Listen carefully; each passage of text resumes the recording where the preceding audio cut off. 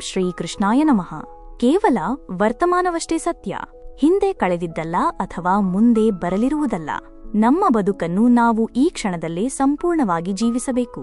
ನಮಸ್ಕಾರ ಸ್ನೇಹಿತರೆ, ಕನ್ನಡ ವಿಚಾರಧಾರೆಗಳು ಚಾನೆಲ್ಗೆ ನಿಮ್ಮೆಲ್ಲರಿಗೂ ಆದರದ ಸ್ವಾಗತ. ಸ್ನೇಹಿತರೆ, ನಮ್ಮ ಈ ಕನ್ನಡ ವಿಚಾರಧಾರೆಗಳು ವಾಹಿನಿಯು ನಿಮ್ಮ ದೈನಂದಿನ ಬದುಕಿನ ಸಮಸ್ಯೆಗಳಿಗೆ ಶಾಶ್ವತ ಪರಿಹಾರವನ್ನು ಹುಡುಕಲು ಮತ್ತು ನಿಮ್ಮ ಮನಸ್ಸಿಗೆ ಶಾಂತಿಯನ್ನು ತರಲು ಸದಾ ಪ್ರಯತ್ನಿಸುತ್ತಿರುತ್ತದೆ. ಇಂದು ನಾವು ಈ ಜಗತ್ತಿಗೆ ಕರ್ಮದ ಸಾರವನ್ನು ಬೋಧಿಸಿದ ನಮ್ಮೆಲ್ಲರ ದೇವನಾದ ಶ್ರೀಕೃಷ್ಣ ಪರಮಾತ್ಮನು ನೀಡಿರುವ ಅಮೋಘವಾದ ಪ್ರೇರಣಾ ಸಂದೇಶಗಳನ್ನು ಕೇಳಲಿದ್ದೇವೆ. ನಿಮ್ಮ ಜೀವನದ ಹಾದಿಯನ್ನು ಸುಗಮಗೊಳಿಸುವ ಮತ್ತು ಪ್ರತಿ ಕೆಲಸದಲ್ಲೂ ನಿಮಗೆ ಯಶಸ್ಸನ್ನು ತಂದುಕೊಡುವ ಈ ದಿವ್ಯ ಸಂದೇಶಗಳನ್ನು ಕೇಳಲು ಸಿದ್ಧರಾಗಿರಿ. ನಾವು ಸೃಷ್ಟಿಯ ಮೂಲ ಸ್ವರೂಪ ಮತ್ತು ಜೀವನದ ವಾಸ್ತವದ ಕುರಿತು ಕೃಷ್ಣನ ಮಾತುಗಳನ್ನು ಆಳವಾಗಿ ತಿಳಿದುಕೊಳ್ಳೋಣ. 1. ಸಕಾರಾತ್ಮಕ ಚಿಂತನೆ ಮತ್ತು ಕರ್ಮದ ಶಕ್ತಿ. ಶ್ರೀಕೃಷ್ಣನು ನಮಗೆ ಹೇಳುವುದೇನೆಂದರೆ, ಜಗತ್ತಿನಲ್ಲಿ ಏನಾಗುತ್ತದೆಯೋ ಅದೆಲ್ಲವೂ ಒಳ್ಳೆಯದಕ್ಕಾಗಿಯೇ ಆಗುತ್ತದೆ. ಈ ಸತ್ಯವನ್ನು ನಾವು ಅರಿತುಕೊಳ್ಳುವುದು ಅತ್ಯವಶ್ಯಕ. ಕೆಲವೊಮ್ಮೆ ನಮ್ಮ ಜೀವನದಲ್ಲಿ ಎದುರಾಗುವ ಕಷ್ಟದ ಪರಿಸ್ಥಿತಿಗಳು, ಪ್ರತಿಕೂಲ ಸನ್ನಿವೇಶಗಳು ನಮ್ಮ ಪ್ರಸ್ತುತ ಸ್ಥಿತಿಯನ್ನು ಮತ್ತಷ್ಟು ಉತ್ತಮಗೊಳಿಸಲು, ನಮಗೆ ಪಾಠ ಕಲಿಸಲು ಬರುತ್ತವೆ ಎಂಬುದನ್ನು ನಾವು ಎಂದಿಗೂ ಮರೆಯಬಾರದು. ನಾವು ಅನುಭವಿಸುವ ನೋವು, ಕಷ್ಟಗಳು ಸುಮ್ಮನೆ ಬರುವುದಿಲ್ಲ. ಅವು ನಮ್ಮನ್ನು ಬಲಪಡಿಸಲು, ನಾವು ಕಲಿಯಬೇಕಾದ ಪಾಠಗಳನ್ನು ಕಲಿಯಲು ಮತ್ತು ನಮ್ಮ ಮುಂದಿನ ಜೀವನವನ್ನು ಸುಧಾರಿಸಲು ಸಹಾಯ ಮಾಡುತ್ತವೆ. ಮನುಷ್ಯನ ಮನಸ್ಸು ಬಹಳ ಚಂಚಲವಾದದ್ದು. ಅದು ಒಂದೆಡೆ ನಿಲ್ಲದೆ ಸದಾ ಇಲ್ಲಿಂದಲ್ಲಿಗೆ ಓಡುತ್ತಾ ಇರುತ್ತದೆ. ಹೀಗೆ ಅಲೆದಾಡುವ ಮನಸ್ಸು ನಾವು ಯಾವುದೇ ಕೆಲಸದ ಮೇಲೆ ಏಕಾಗ್ರತೆಯನ್ನು ಸಾಧಿಸಲು ಬಿಡುವುದಿಲ್ಲ. ಇದು ನಮ್ಮ ಯಶಸ್ಸಿನ ಹಾದಿಯಲ್ಲಿ ಅಡ್ಡಬರುವ ಬಹುದೊಡ್ಡ ಶತ್ರುವಾಗಬಲ್ಲದು. ಆದರೆ ನಾವು ಈ ಚಂಚಲ ಮನಸ್ಸನ್ನು ನಮ್ಮ ಹಿಡಿತದಲ್ಲಿಟ್ಟುಕೊಂಡರೆ, ಅದನ್ನು ನಿಯಂತ್ರಣದಲ್ಲಿಟ್ಟುಕೊಂಡರೆ, ಅದಕ್ಕಿಂತ ಉತ್ತಮವಾದ ಸ್ನೇಹಿತ ಈ ಜಗತ್ತಿನಲ್ಲಿ ಮತ್ತೊಬ್ಬರಿಲ್ಲ. ಆದ್ದರಿಂದಲೇ ನಮ್ಮ ಮನಸ್ಸನ್ನು ಏಕಾಗ್ರಗೊಳಿಸುವುದು ಬಹಳ ಮುಖ್ಯ. ಮನಸ್ಸನ್ನು ಕೇಂದ್ರೀಕರಿಸಲು ನಮಗೆ ಬೇಕಾಗಿರುವುದು ಕೇವಲ ಸ್ವಲ್ಪ ಪ್ರಯತ್ನ ಮತ್ತು ನಿರಂತರವಾದ ಅಭ್ಯಾಸ ಮಾತ್ರ. ಈ ಅಭ್ಯಾಸದ ಮೂಲಕವೇ ನಾವು ನಮ್ಮ ಮನಸ್ಸಿನ ಮೇಲೆ ಪ್ರಭುತ್ವ ಸಾಧಿಸಬಹುದು. ದೇವರಿಗೆ ಯಾರೂ ದ್ವೇಷಪಾತ್ರರಲ್ಲ, ಹಾಗೆಯೇ ಯಾರೂ ಸ್ನೇಹಿತರೂ ಅಲ್ಲ, ಯಾರೂ ಪ್ರಿಯರೂ ಅಲ್ಲ, ಯಾರೂ ಬಡವರೂ ಅಲ್ಲ, ಯಾರೂ ಶ್ರೀಮಂತರೂ ಅಲ್ಲ. ಕೃಷ್ಣನು ಹೇಳುವಂತೆ, ಯಾರು ನನ್ನನ್ನು ಭಕ್ತಿಯಿಂದ ಸ್ಮರಿಸುತ್ತಾರೋ ನಾನು ಅವರಿಗೆ ಸೇರಿದವನು ಮತ್ತು ಅವರು ನನಗೆ ಸೇರಿದವರು. ಇಲ್ಲಿ ಭಕ್ತಿಯೇ ಮುಖ್ಯವೇ ಹೊರತು ಸಂಪತ್ತು ಅಥವಾ ಸ್ಥಾನಮಾನವಲ್ಲ. ಶ್ರೀಕೃಷ್ಣ ಪರಮಾತ್ಮನು ಮತ್ತಷ್ಟು ಸ್ಪಷ್ಟಪಡಿಸುವುದೇನೆಂದರೆ, ಆತನು ಯಾರ ಹಣೆಬರಹವನ್ನೂ ಬರೆಯುವುದಿಲ್ಲ. ಮನುಷ್ಯನು ತನ್ನ ಹಣೆಬರಹವನ್ನು ತಾನೇ ಬರೆದುಕೊಳ್ಳುತ್ತಾನೆ. ನೀವು ಯಾವ ರೀತಿ ಬಿತ್ತುತ್ತೀರೋ ಅದೇ ರೀತಿಯ ಫಸಲನ್ನು ಪಡೆಯುತ್ತೀರಿ. ನೀವು ಯಾವ ಕರ್ಮಗಳನ್ನು ಮಾಡುತ್ತೀರೋ ಅದಕ್ಕೆ ತಕ್ಕ ಫಲಿತಾಂಶಗಳು ನಿಮಗೆ ಖಚಿತವಾಗಿ ಸಿಗುತ್ತವೆ. ಉದಾಹರಣೆಗೆ, ವಿದ್ಯಾರ್ಥಿಗಳು ಶ್ರದ್ಧೆಯಿಂದ ಅಧ್ಯಯನ ಮಾಡಿದರೆ ಅವರು ಪರೀಕ್ಷೆಯಲ್ಲಿ ಖಂಡಿತವಾಗಿಯೂ ಯಶಸ್ವಿಯಾಗುತ್ತಾರೆ. ಈ ಕಾರಣಕ್ಕಾಗಿಯೇ ಪ್ರತಿಯೊಬ್ಬ ಮನುಷ್ಯನ ಹಣೆಬರಹವು ಅವನು ತನ್ನ ಕರ್ತವ್ಯವನ್ನು ಸರಿಯಾಗಿ ನಿರ್ವಹಿಸಿದಾಗ ಮಾತ್ರ ಬದಲಾಗುತ್ತದೆ. ನಿಮ್ಮ ಕರ್ತವ್ಯವೇ ನಿಮ್ಮ ಅದೃಷ್ಟದ ಬಾಗಿಲು. ಧರ್ಮ ಮತ್ತು ಅನುಮಾನಗಳೆಲ್ಲವನ್ನೂ ಮೀರಿ ನೀವು ದೇವರನ್ನು ಪ್ರೀತಿಸಿದರೆ ಆಗ ನೀವು ಎಲ್ಲವನ್ನೂ ಪ್ರೀತಿಸುತ್ತೀರಿ ಎಂದು ಶ್ರೀಕೃಷ್ಣ ಹೇಳುತ್ತಾನೆ. ದೇವರ ಮೇಲಿನ ಪ್ರೀತಿಯು ಸಕಲ ಜೀವರಾಶಿಗಳ ಮೇಲಿನ ಪ್ರೀತಿಯಾಗಿ ಪರಿವರ್ತನೆಯಾಗುತ್ತದೆ. 2. ಮಕ್ಕಳ ಪೋಷಣೆ ಮತ್ತು ಕೆಟ್ಟ ಕರ್ಮಗಳ ಫಲ. ಶ್ರೀಕೃಷ್ಣನು ರೈತ ಮತ್ತು ಹೊಲದ ಉಪಮೆಯನ್ನು ನೀಡುತ್ತಾ ಜೀವನದ ಒಂದು ಮಹತ್ವದ ಪಾಠವನ್ನು ಕಲಿಸುತ್ತಾನೆ. ನೀವು ಎಂದಾದರೂ ಯಾರಾದರೂ ಹೊಲದಲ್ಲಿ ವ್ಯವಸಾಯ ಮಾಡುವುದನ್ನು ನೋಡಿದ್ದೀರಾ? ಅವರು ಹೊಲವನ್ನು ಅಂದವಾಗಿ ಸಿದ್ಧಪಡಿಸುತ್ತಾರೆ. ಬೆಳೆಗಳಿಗೆ ಯಾವುದೇ ರೀತಿಯ ತೊಂದರೆಯಾಗದಂತೆ ಪ್ರಾಣಿಗಳು ಮತ್ತು ಪಕ್ಷಿಗಳಿಂದ ಅದನ್ನು ರಕ್ಷಿಸುತ್ತಾರೆ. ಆದರೆ ಅವರು ಒಂದು ವಿಷಯದ ಬಗ್ಗೆ ಹೆಚ್ಚು ವಿಶೇಷ ಕಾಳಜಿ ವಹಿಸುತ್ತಾರೆ. ಆ ಕಾಳಜಿ ಏನೆಂದರೆ ಹೊಲದಲ್ಲಿ ಕಳೆ ಬೆಳೆಯದಂತೆ ನೋಡಿಕೊಳ್ಳುವುದು. ಏಕೆಂದರೆ ಕೇವಲ ಒಂದು ಕಳೆಯು ಹೊಲದ ಸಂಪೂರ್ಣ ಬೆಳೆಯನ್ನು ನಾಶಪಡಿಸುವ ಸಾಮರ್ಥ್ಯವನ್ನು ಹೊಂದಿರುತ್ತದೆ.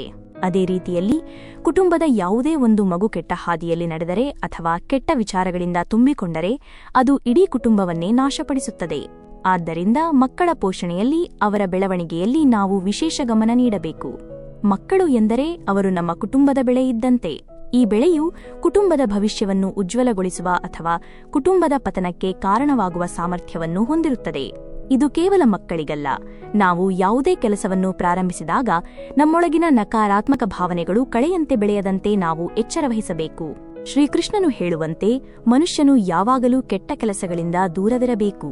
ನೀವು ಕೆಟ್ಟ ಕರ್ಮಗಳನ್ನು ಮಾಡಿದರೆ ಆ ಕರ್ಮದ ಫಲವನ್ನು ನೀವು ನಿಮ್ಮ ಜೀವನದಲ್ಲಿಯೇ ಅನುಭವಿಸಬೇಕಾಗುತ್ತದೆ. ಇದು ಪ್ರಕೃತಿಯ ನಿಯಮ. ಇದನ್ನು ಯಾರಿಂದಲೂ ತಪ್ಪಿಸಲು ಸಾಧ್ಯವಿಲ್ಲ. ಸಾವಿರಾರು ದನಗಳ ಹಿಂಡಿನಲ್ಲಿ ಕರುವು ತನ್ನ ತಾಯಿಯನ್ನು ಹೇಗೆ ಕಂಡುಕೊಳ್ಳುತ್ತದೆಯೋ ಅದೇ ರೀತಿ ನೀವು ಸಾವಿರಾರು ಜನರ ನಡುವೆ ಅಡಗಿದ್ದರೂ ಸಹ ನಿಮ್ಮ ಕರ್ಮದ ಫಲವು ನಿಮ್ಮನ್ನು ಹುಡುಕಿಕೊಂಡು ಬರುತ್ತದೆ. ದೇವರು ಪ್ರತಿ ಕಣದಲ್ಲಿ ಅತಿ ಚಿಕ್ಕ ಜೀವಿಗಳ ಹೃದಯದಲ್ಲಿಯೂ ನೆಲೆಸಿರುತ್ತಾನೆ. ಆ ಜೀವಿಗಳಿಗೆ ನೋವನ್ನು ಉಂಟುಮಾಡಿದರೆ ಅದು ದೇವರಿಗೆ ನೋವು ಉಂಟುಮಾಡಿದಂತೆ. ಹಾಗಾದರೆ ನೀವು ಯಾವುದೇ ಜೀವಿಗೆ ನೋವನ್ನು ನೀಡುವ ಮೂಲಕ ನಿಮ್ಮ ದೇವರನ್ನು ಹೇಗೆ ಸಂತೋಷವಾಗಿ ನೋಡಲು ಸಾಧ್ಯ? ನೀವು ಇತರರಿಗೆ ಮಾಡುವ ನೋವು ಅಂತಿಮವಾಗಿ ನಿಮ್ಮ ಆತ್ಮಕ್ಕೆ ನೀಡುವ ನೋವೇ ಆಗಿರುತ್ತದೆ. 3. ಅಸಂತೃಪ್ತಿ, ಅಹಂಕಾರ ಮತ್ತು ಮೌನದ ಶಕ್ತಿ. ಯಾರು ಶ್ರೀಕೃಷ್ಣನ ದಾಸರಾಗುತ್ತಾರೋ ಅವರು ತಮ್ಮ ಆರಾಧಕನಿಗೆ ಅಂತಹ ಕೆಟ್ಟ ದಿನಗಳನ್ನು ತೋರಿಸಬೇಡ ಎಂದು ಕೇಳಿಕೊಳ್ಳುತ್ತಾರೆ. ಜೀವನವನ್ನು ಯಶಸ್ವಿಗೊಳಿಸಿಕೊಳ್ಳಲು ಬಯಸುವವರು, ಕೃಷ್ಣನ ದಾಸರಾಗಲು ಬಯಸುವವರು ಆತನ ಸೇವೆಯಲ್ಲಿ ನಿರತರಾಗಿರುತ್ತಾರೆ. ಒಂದು ವೇಳೆ ಯಾರಾದರೂ ತಮ್ಮ ಸಹಜ ಸ್ವಭಾವದಿಂದ ವಿಮುಖರಾದರೆ, ಅಂದರೆ ಅವರು ಮೌನವಾಗಿ, ನಿಶ್ಶಬ್ದವಾಗಿ ಮತ್ತು ದುಃಖದಿಂದ ಇರಲು ಪ್ರಾರಂಭಿಸಿದರೆ, ಆಗ ನೀವು ಅರ್ಥ ಮಾಡಿಕೊಳ್ಳಬೇಕು ಅವರ ಹೃದಯದಲ್ಲಿ ಏನೋ ನೋವಿದೆ. ಆ ನೋವು ಅವರನ್ನು ದುರ್ಬಲಗೊಳಿಸಿದೆ. ಇಲ್ಲಿ ಬಾಹ್ಯ ನಗುವಿನ ಹಿಂದೆ ಅಡಗಿರುವ ದುಃಖವನ್ನು ಗುರುತಿಸುವ ಸೂಕ್ಷ್ಮತೆಯನ್ನು ಕೃಷ್ಣನು ಕಲಿಸುತ್ತಾನೆ. ಒಬ್ಬ ವ್ಯಕ್ತಿಯು ಅಪಾರವಾದ ಸಂಪತ್ತನ್ನು, ವೈಭವವನ್ನು ಹೊಂದಿದ್ದರೂ ಸಹ ಅವನು ತೃಪ್ತನಾಗಿಲ್ಲದಿದ್ದರೆ ಆ ಸಂಪತ್ತಿಗೆ ಯಾವುದೇ ಅರ್ಥವಿರುವುದಿಲ್ಲ. ಏಕೆಂದರೆ ಆ ವ್ಯಕ್ತಿಯು ಸದಾ ಅತೃಪ್ತಿಯ ಸ್ಥಿತಿಯಲ್ಲಿಯೇ ಉಳಿದಿರುತ್ತಾನೆ. ಆದರೆ ಯಾವ ವ್ಯಕ್ತಿಗೆ ತೃಪ್ತಿ ಇದೆಯೋ ಅವನು ಕಡಿಮೆ ಸಂಪತ್ತಿನಿಂದಲೂ ತೃಪ್ತನಾಗಿರುತ್ತಾನೆ. ತೃಪ್ತಿಯೇ ನಿಜವಾದ ಸಂಪತ್ತು. ನಮ್ಮ ಮನಸ್ಸಿನ ಶಾಂತಿಗಾಗಿ ನಾವು ಬಾಹ್ಯ ವಸ್ತುಗಳನ್ನು ಅವಲಂಬಿಸಬಾರದು.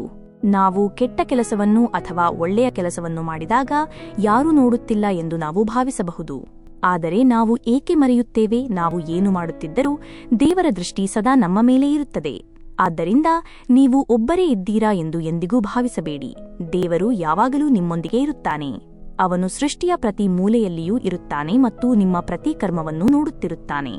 ಒಂದು ಮಾತು ಹೇಳುತ್ತಾರೆ, ಮನಸ್ಸನ್ನು ಕಳೆದುಕೊಂಡವನು ಸೋತನು ಮತ್ತು ಮನಸ್ಸನ್ನು ಗೆದ್ದವನು ಜಯಶಾಲಿಯಾದನು. ಸಕಾರಾತ್ಮಕ ಆಲೋಚನೆಗಳು ಯಶಸ್ಸಿಗೆ ಹೇಗೆ ದಾರಿ ಮಾಡಿಕೊಡುತ್ತವೆಯೋ ಅದೇ ರೀತಿ ನಕಾರಾತ್ಮಕ ಆಲೋಚನೆಗಳು ವೈಫಲ್ಯದ ಹಾದಿಯತ್ತ ನಮ್ಮನ್ನು ಕೊಂಡೊಯ್ಯುತ್ತವೆ. ನಾವು ಹೇಗೆ ಯೋಚಿಸುತ್ತೇವೆಯೋ ಹಾಗೆಯೇ ನಾವು ಆಗುತ್ತೇವೆ. ನಮ್ಮ ಆಲೋಚನೆಗಳ ಮೂಲಕವೇ ನಾವು ನಕಾರಾತ್ಮಕ ಮತ್ತು ಸಕಾರಾತ್ಮಕ ಫಲಿತಾಂಶಗಳನ್ನು ಪಡೆಯುತ್ತೇವೆ.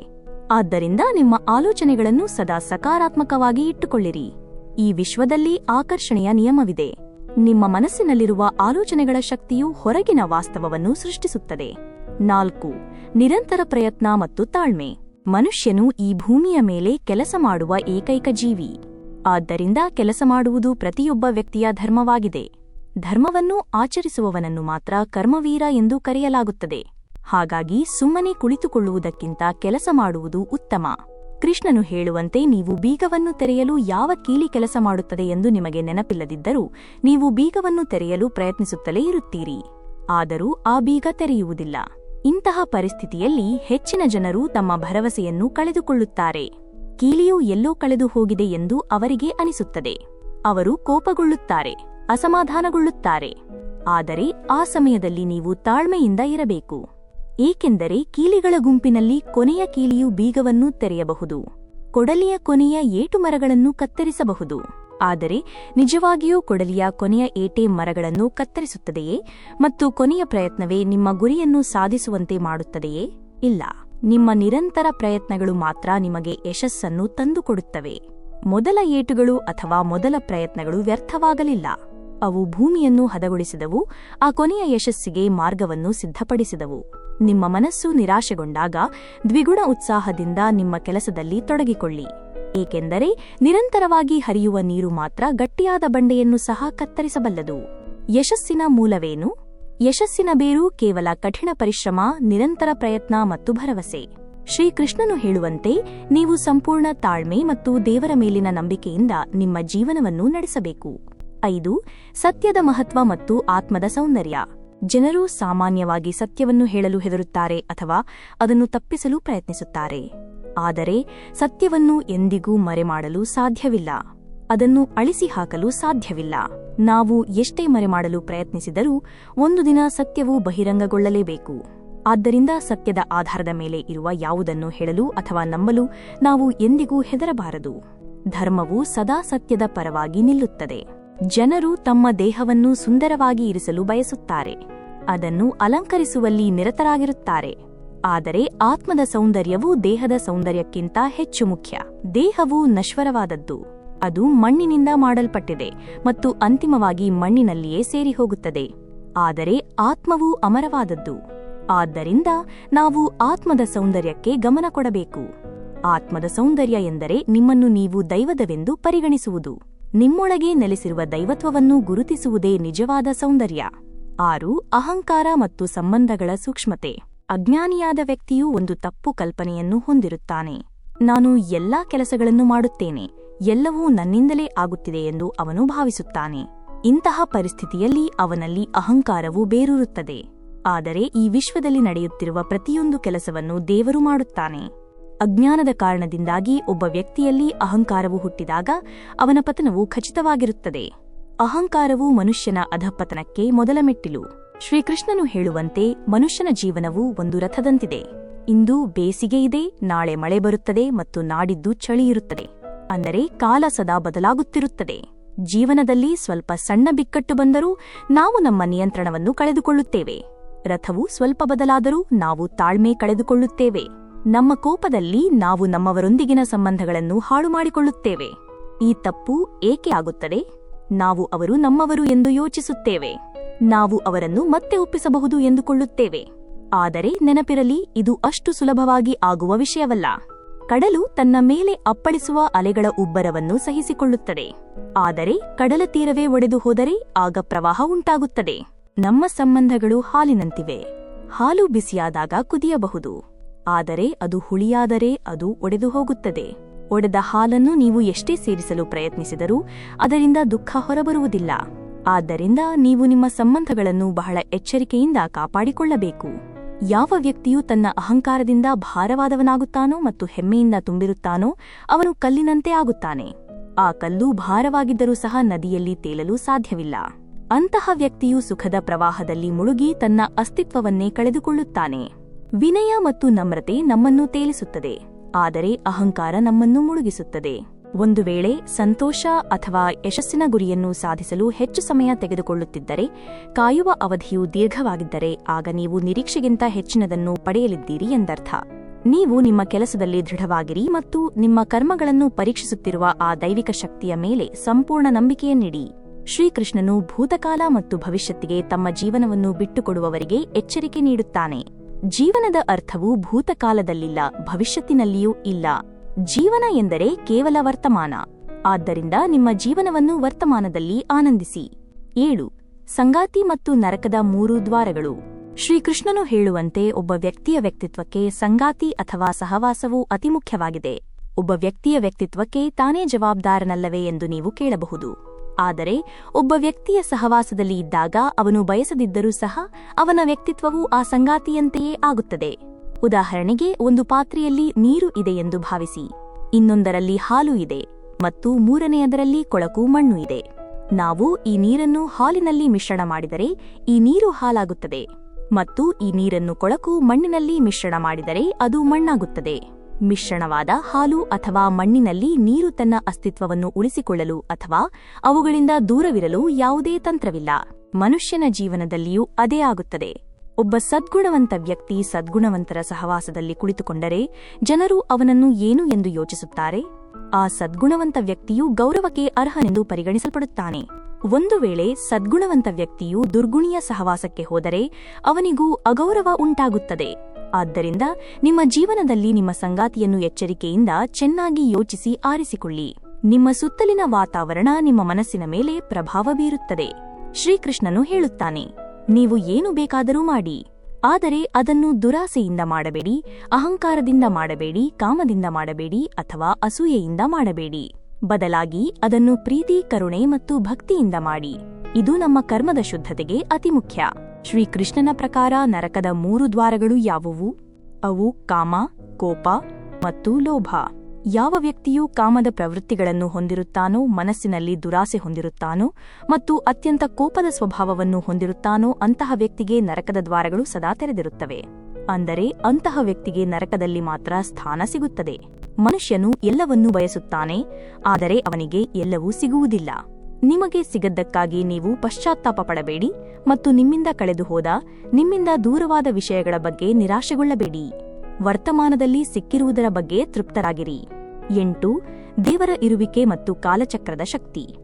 ದೇವರು ಹೇಳುತ್ತಾನೆ, ನಾನು ಎಲ್ಲಾ ಜೀವಿಗಳ ಹೃದಯದಲ್ಲಿ ನೆಲೆಸಿರುವ ಆತ್ಮ. ನಾನು ಎಲ್ಲಾ ಜೀವಿಗಳ ಪ್ರಾರಂಭ, ಮಧ್ಯ ಮತ್ತು ಅಂತ್ಯ. ಕಾಲ ಒಂದೇ ರೀತಿ ಇರುವುದಿಲ್ಲ.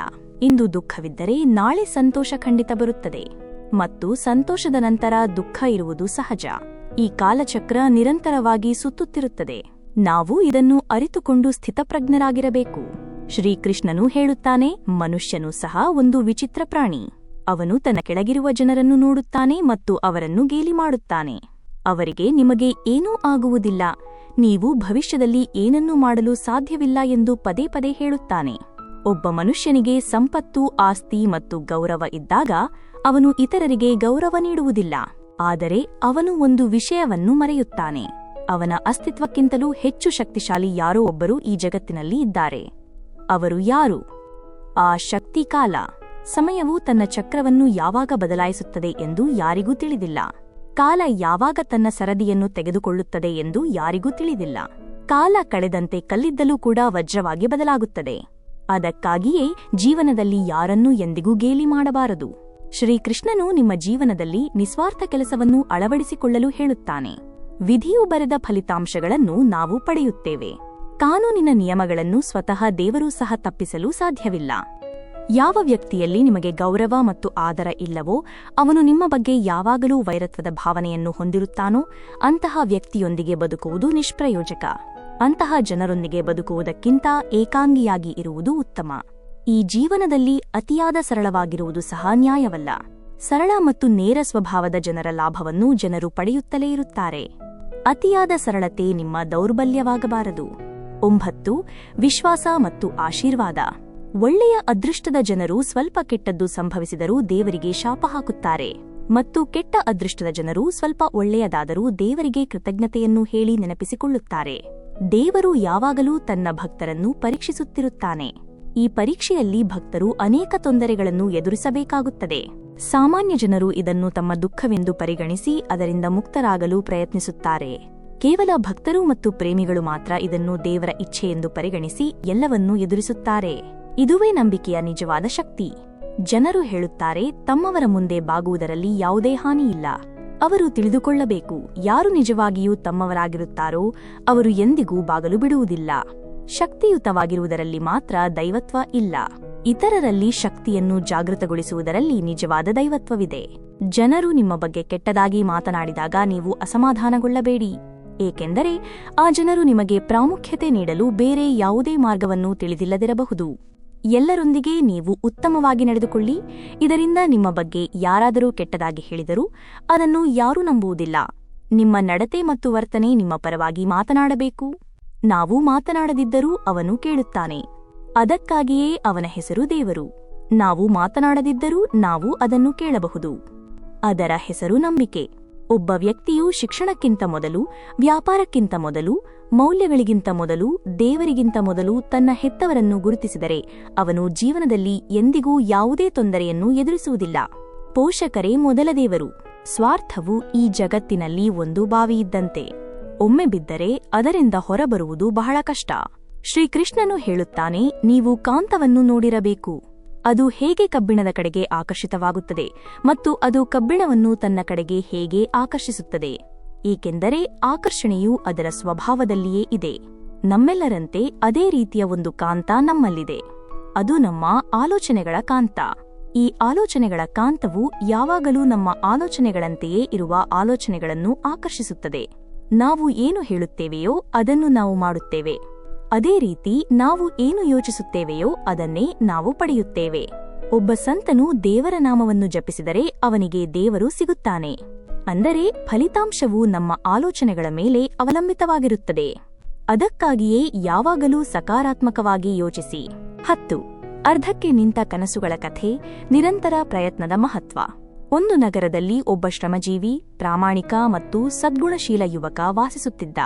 ಅವನ ಹೆತ್ತವರು, ಸಹೋದರ ಸಹೋದರಿಯರು, ಸ್ನೇಹಿತರು ಮತ್ತು ಸಂಬಂಧಿಕರು ಅವನನ್ನು ತುಂಬಾ ಪ್ರೀತಿಸುತ್ತಿದ್ದರು, ಏಕೆಂದರೆ ಅವನು ಎಲ್ಲರಿಗೂ ಸಹಾಯ ಮಾಡಲು ಸಿದ್ಧನಾಗಿರುತ್ತಿದ್ದನು. ನೆರೆಹೊರೆಯವರಿಂದ ಹಿಡಿದು ಸಹೋದ್ಯೋಗಿಗಳವರೆಗೆ ಎಲ್ಲರೂ ಅವನನ್ನು ಗೌರವಿಸುತ್ತಿದ್ದರು. ಎಲ್ಲವೂ ಚೆನ್ನಾಗಿತ್ತು, ಆದರೆ ಅವನು ಕನಸು ಕಾಣುತ್ತಿದ್ದ ಜೀವನದ ಯಶಸ್ಸು ಅವನಿಂದ ದೂರವಿತ್ತು. ಅವನು ಹಗಲು ರಾತ್ರಿ ಕಷ್ಟಪಟ್ಟು ಕೆಲಸ ಮಾಡುತ್ತಿದ್ದನು, ಆದರೆ ಅವನಿಗೆ ಯಾವಾಗಲೂ ವೈಫಲ್ಯವೇ ಸಿಗುತ್ತಿತ್ತು. ಅವನ ಇಡೀ ಜೀವನವೂ ಇದೇ ರೀತಿ ಸಾಗಿತು. ಕೊನೆಯಲ್ಲಿ ಜೀವನ ಚಕ್ರವನ್ನು ತೊರೆದ ನಂತರ ಅವನು ಕಾಲಚಕ್ರದಲ್ಲಿ ಲೀನನಾದ. ಅವನು ಒಳ್ಳೆಯ ಕಾರ್ಯಗಳನ್ನು ಮಾಡಿದ್ದರಿಂದ ಅವನಿಗೆ ಸ್ವರ್ಗ ಸಿಕ್ಕಿತು. ದೇವದೂತನು ಅವನನ್ನು ಸ್ವರ್ಗಕ್ಕೆ ಕರೆದುಕೊಂಡು ಹೋದ. ಸ್ವರ್ಗದ ಅಲೌಕಿಕ ಸೌಂದರ್ಯವನ್ನು ನೋಡಿ ಅವನು ಮಂತ್ರಮುಗ್ಧನಾದ. ಅವನು ದೇವದೂತನನ್ನು ಕೇಳಿದನು, ಇದು ಯಾವ ಸ್ಥಳ? ದೇವದೂತನು ಹೇಳಿದನು, ಇದು ಸ್ವರ್ಗ. ನಿಮ್ಮ ಒಳ್ಳೆಯ ಕಾರ್ಯಗಳಿಂದಾಗಿ ನೀವು ಸ್ವರ್ಗಕ್ಕೆ ಹೋಗುತ್ತೀರಿ. ಇದನ್ನು ಕೇಳಿ ಯುವಕನು ಸಂತೋಷಗೊಂಡ. ದೇವದೂತನು ಅವನಿಗೆ ಅವನ ವಾಸ್ತವ್ಯವನ್ನು ಏರ್ಪಡಿಸಿದ್ದ ಮನೆಯನ್ನು ತೋರಿಸಿದ. ಅದು ಅತ್ಯಂತ ಐಷಾರಾಮಿ ಮನೆಯಾಗಿತ್ತು. ಅವನ ಜೀವನದಲ್ಲಿ ಅವನು ಎಂದಿಗೂ ಅಂತಹ ಐಷಾರಾಮಿ ಮನೆಯನ್ನು ನೋಡಿರಲಿಲ್ಲ. ದೇವದೂತನು ಅವನಿಗೆ ಮನೆಯನ್ನು ತೋರಿಸಿದ. ಅವನನ್ನು ಒಳಗೆ ಕರೆದುಕೊಂಡು ಹೋಗಿ ಪ್ರತಿ ಕೋಣೆಯನ್ನು ಒಂದೊಂದಾಗಿ ತೋರಿಸಲು ಪ್ರಾರಂಭಿಸಿದ. ಎಲ್ಲಾ ಕೋಣೆಗಳು ಅತ್ಯಂತ ಸುಂದರವಾಗಿದ್ದವು. ಕೊನೆಯಲ್ಲಿ ಅವನನ್ನು ಒಂದು ಕೋಣೆಗೆ ಕರೆದುಕೊಂಡು ಹೋದನು. ಅದರ ಮುಂದೆ ಡ್ರೀಮ್ ರೂಮ್ ಎಂದು ಬರೆಯಲಾಗಿತ್ತು. ಅವನು ಆ ಕೋಣೆಯೊಳಗೆ ತಲುಪಿದಾಗ ಯುವಕನು ಬೆರಗಾದನು. ಅಲ್ಲಿ ಒಂದು ಸುಂದರವಾದ ಕೋಣೆಯಲ್ಲಿ ಎಲ್ಲಾ ವಸ್ತುಗಳ ಸಣ್ಣ ಪ್ರತಿಕೃತಿಗಳನ್ನು ಇಡಲಾಗಿತ್ತು. ಇವುಗಳು ಅವನು ತನ್ನ ಇಡೀ ಜೀವನದಲ್ಲಿ ಕಷ್ಟಪಟ್ಟು ಕೆಲಸ ಮಾಡಿದ್ದರೂ ಸಹ ಪಡೆಯಲು ಸಾಧ್ಯವಾಗದ ವಸ್ತುಗಳಾಗಿದ್ದವು. ಐಷಾರಾಮಿ ಮನೆ, ಕಾರು, ಉನ್ನತ ಅಧಿಕಾರಿಯ ಹುದ್ದೆ ಮತ್ತು ಅವನ ಕನಸುಗಳಲ್ಲಿ ಮಾತ್ರ ಉಳಿದಿದ್ದ ಅನೇಕ ವಿಷಯಗಳು ಅಲ್ಲಿ ಇದ್ದವು. ಅವನು ಯೋಚಿಸಲು ಪ್ರಾರಂಭಿಸಿದನು. ನಾನು ಈ ವಸ್ತುಗಳನ್ನು ಭೂಮಿಯ ಮೇಲಿನ ನನ್ನ ಕನಸುಗಳಲ್ಲಿ ನೋಡಿದ್ದೆ, ಆದರೆ ನನಗೆ ಅವು ಅಲ್ಲಿ ಸಿಗಲಿಲ್ಲ. ಈಗ ಅವುಗಳ ಸಣ್ಣ ಪ್ರತಿಕೃತಿಗಳನ್ನು ಇಲ್ಲಿ ಏಕೆ ಇಡಲಾಗಿದೆ? ಅವನು ತನ್ನ ಕುತೂಹಲವನ್ನು ನಿಯಂತ್ರಿಸಲು ಸಾಧ್ಯವಾಗಲಿಲ್ಲ. ಇಲ್ಲಿ ನಡೆಯುತ್ತಿರುವ ಎಲ್ಲದರ ಹಿಂದಿನ ಕಾರಣವೇನು ಎಂದು ದೇವದೂತನನ್ನು ಕೇಳಿದನು. ದೇವದೂತನು ಅವನಿಗೆ ಹೇಳಿದನು, ಮನುಷ್ಯನು ತನ್ನ ಜೀವನದಲ್ಲಿ ಅನೇಕ ಕನಸುಗಳನ್ನು ಕಾಣುತ್ತಾನೆ. ಅವು ಈಡೇರಬೇಕು ಎಂದು ಬಯಸುತ್ತಾನೆ. ಆದರೆ ಅವನು ಕೆಲವು ಕನಸುಗಳ ಬಗ್ಗೆ ಗಂಭೀರವಾಗಿರುತ್ತಾನೆ ಮತ್ತು ಅವುಗಳನ್ನು ಪೂರೈಸಲು ಪ್ರಯತ್ನಿಸುತ್ತಾನೆ. ದೇವರು ಮತ್ತು ಈ ವಿಶ್ವವು ಮನುಷ್ಯನ ಪ್ರತಿಯೊಂದು ಕನಸನ್ನು ಪೂರೈಸಲು ಸಿದ್ಧವಿರುತ್ತದೆ. ನಾವು ಅದನ್ನು ಪೂರೈಸಲು ಸಿದ್ಧತೆಗಳನ್ನು ಮಾಡುತ್ತೇವೆ. ಆದರೆ ಅನೇಕ ಬಾರಿ ವೈಫಲ್ಯದಿಂದ ನಿರಾಶೆಗೊಂಡು ಮತ್ತು ಕೆಲವೊಮ್ಮೆ ದೃಢ ಸಂಕಲ್ಪದ ಕೊರತೆಯಿಂದಾಗಿ ಮನುಷ್ಯನು ತನ್ನ ಕನಸುಗಳು ಈಡೇರಲಿರುವ ಕ್ಷಣದಲ್ಲಿ ಪ್ರಯತ್ನಿಸುವುದನ್ನು ನಿಲ್ಲಿಸಿಬಿಡುತ್ತಾನೆ. ಅವನ ಅಂತಹ ಈಡೇರದ ಕನಸುಗಳನ್ನೇ ಇಲ್ಲಿ ಸಂಕೇತವಾಗಿ ಇಡಲಾಗಿದೆ. ನಿಮ್ಮ ಕನಸುಗಳನ್ನು ಸಹ ಇಲ್ಲಿ ಸಂಕೇತದ ರೂಪದಲ್ಲಿ ಇಡಲಾಗಿದೆ. ನೀವು ಕೊನೆಯವರೆಗೂ ಕೈಬಿಡದೆ ಪ್ರಯತ್ನಿಸಿದ್ದರೆ ನೀವು ಅದನ್ನು ನಿಮ್ಮ ಜೀವನದಲ್ಲಿ ಸಾಧಿಸುತ್ತಿದ್ದಿರಿ. ಆ ಯುವಕನು ತನ್ನ ಜೀವನದ ಅವಧಿಯಲ್ಲಿ ಮಾಡಿದ ತಪ್ಪನ್ನು ಅರ್ಥಮಾಡಿಕೊಂಡನು. ಆದರೆ ತನ್ನ ಸಾವಿನ ನಂತರ ಅವನು ಈಗ ಏನನ್ನೂ ಮಾಡಲು ಸಾಧ್ಯವಾಗಲಿಲ್ಲ. ಈ ಕಥೆಯಿಂದ ನಾವು ಕಲಿಯುವ ಪಾಠ ಏನೆಂದರೆ, ನೀವು ಯಾವುದೇ ಕೆಲಸವನ್ನು ಪೂರ್ಣಗೊಳಿಸುವ ಕಡೆಗೆ ಸಾಗುತ್ತಿದ್ದರೆ ಅದನ್ನು ದೃಢ ಸಂಕಲ್ಪದಿಂದ ಮಾಡಿ. ನಿಮ್ಮ ಕನಸುಗಳನ್ನು ಸಾಧಿಸಲು ನೀವು ಎಷ್ಟೇ ಕಷ್ಟಗಳನ್ನು ಎದುರಿಸಬೇಕಾಗಲಿ, ಎಷ್ಟೇ ಬಾರಿ ವೈಫಲ್ಯವನ್ನು ಎದುರಿಸಬೇಕಾಗಲಿ, ಅದು ಪೂರ್ಣಗೊಳ್ಳುವವರೆಗೆ ಪೂರ್ಣಗೊಳಿಸುವ ಕಡೆಗೆ ಶ್ರಮಿಸುತ್ತಲೇ ಇರಿ. ಇಲ್ಲದಿದ್ದರೆ ಸಮಯ ಕಳೆದ ನಂತರ ನಾನು ಇನ್ನಷ್ಟು ಸ್ವಲ್ಪ ಪ್ರಯತ್ನ ಮಾಡಬಹುದಿತ್ತು ಎಂಬ ವಿಷಾದ ಮಾತ್ರ ನಿಮಗೆ ಉಳಿಯುತ್ತದೆ. ನಿಮ್ಮ ಕನಸುಗಳು ಈಡೇರದೆ ಉಳಿಯಲು ಬಿಡಬೇಡಿ. ದೃಢ ಸಂಕಲ್ಪ ಮತ್ತು ದಣಿವರಿಯದ ಪ್ರಯತ್ನಗಳಿಂದ ಅವುಗಳನ್ನು ವಾಸ್ತವಕ್ಕೆ ಪರಿವರ್ತಿಸಿದ ನಂತರವೇ ನೀವು ವಿಶ್ರಾಂತಿ ತೆಗೆದುಕೊಳ್ಳಿ. ಶ್ರೀಕೃಷ್ಣನು ಯಾವಾಗಲೂ ನಿಮ್ಮೊಂದಿಗಿದ್ದಾನೆ. 11. ಪ್ರಸ್ತುತ ಕ್ಷಣದ ಮಹತ್ವ ಮತ್ತು ಸಂಬಂಧಗಳ ರಕ್ಷಣೆ. ಪೊರಕೆಯಲ್ಲಿ ಬಂಧವಿರುವವರೆಗೆ ಅದು ಕಸವನ್ನು ಸ್ವಚ್ಛಗೊಳಿಸುತ್ತದೆ. ಒಮ್ಮೆ ಬಂಧ ಬಿಡುಗಡೆಯಾದರೆ ಪೊರಕೆಯೇ ಕಸವಾಗಿ ಬಿಡುತ್ತದೆ. ಆದ್ದರಿಂದ ಯಾವಾಗಲೂ ನಿಮ್ಮ ಪ್ರೀತಿಪಾತ್ರರೊಂದಿಗೆ ಬಂಧಿತರಾಗಿರಿ, ಏಕೆಂದರೆ ವೈವಿಧ್ಯತೆಯಲ್ಲಿ ಮಾತ್ರ ಏಕತೆ ಇದೆ. ಶ್ರೀಕೃಷ್ಣನು ಹೇಳುವಂತೆ, ನಿದ್ರಿಸುತ್ತಿರುವಾಗ ಕಾಣುವ ಕನಸುಗಳು ನನಸಾಗುವುದಿಲ್ಲ. ನೀವು ನಿದ್ರಿಸುವುದನ್ನೇ ನಿಲ್ಲಿಸುವ ಕನಸುಗಳು ಮಾತ್ರ ನಿಜವಾಗುತ್ತವೆ. ಬಾಲ್ಯದಲ್ಲಿ ನಿದ್ರೆ ಬರುತ್ತಿತ್ತು, ಈಗ ನೀವು ಸುಮ್ಮನೆ ಆಯಾಸಗೊಂಡು ಮಲಗುತ್ತೀರಿ. ನಿನ್ನೆ ಏನಾಗಿತ್ತು ಎಂಬುದನ್ನು ಮರೆತುಬಿಡಿ. ನಂತರ ಇಂದಿನ ಕ್ಷಣವನ್ನು ಬದುಕುವ ಮೂಲಕ ಇನ್ನೇನಿದೆ ಎಂದು ನೋಡಿ. ಬರಲಿರುವ ಕ್ಷಣವು ತನ್ನಿಂತಾನೇ ಬರುತ್ತದೆ.